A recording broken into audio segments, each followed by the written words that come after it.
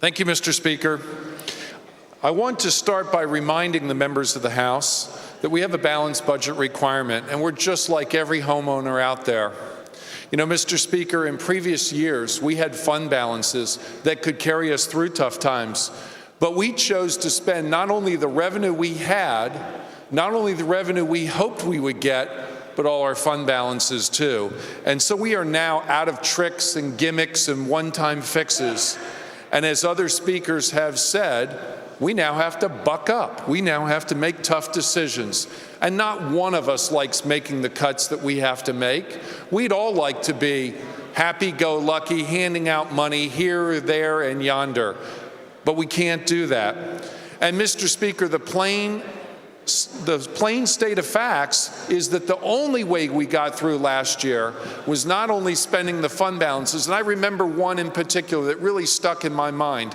We invaded the dog fund for about $1 million. We even needed $1 million out of the dog inspection fund just to balance the budget. And when you're talking about a $20 billion budget, when you're searching for $1 million, that's pretty desperate. And we did lose a lot of stimulus money, and that's basically how we padded our way through that budget.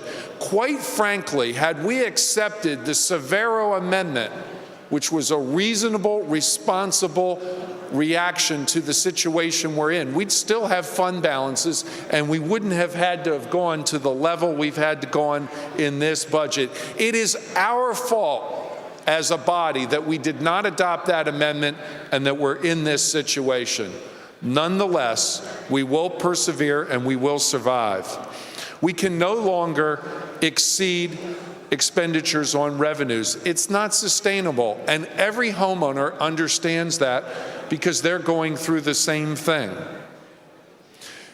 On the question that keeps coming up about revenues exceeding estimates, this is the first time that I can recall since I've been here, and I've been here 8 years, where that has occurred. And it only occurred because we cut expenditures midterm.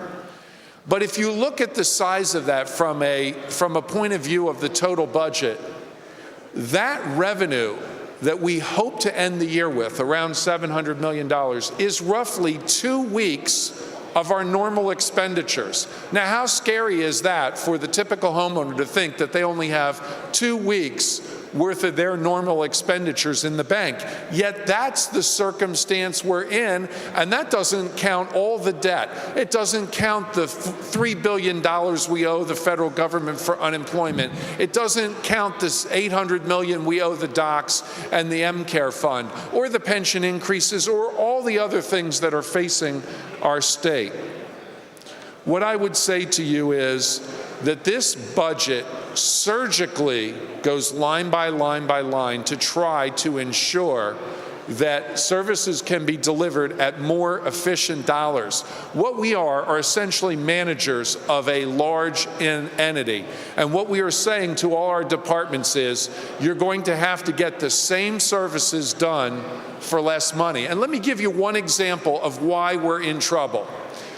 There's one line item, it's just a tiny little line item, where we provide services for parents who want to return to work, and we provide subsidized care.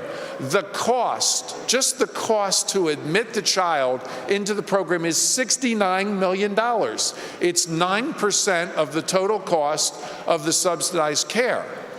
We can't afford a 9% administrative cost in any line item, and it certainly shouldn't cost $69 million to income qualify people so that they can return to work. What we should be doing is spending some of that $69 million on reducing the rolls and sending more people to work so that there are more people with subsidized care. And that's just one tiny line item and one example. Our spending, as we know, has outpaced inflation and our revenues. I, for one, would like to take the last couple seconds I have in my time and thank the Appropriation Committee, not only for your work this year, but your fine work last year, because you gave us a reasonable result last year and you gave us a reasonable result this year that we could follow. The difference is last year we didn't give you the due respect you deserve. Gentleman's time is suspended. This year we will. Thank you, Mr. Speaker.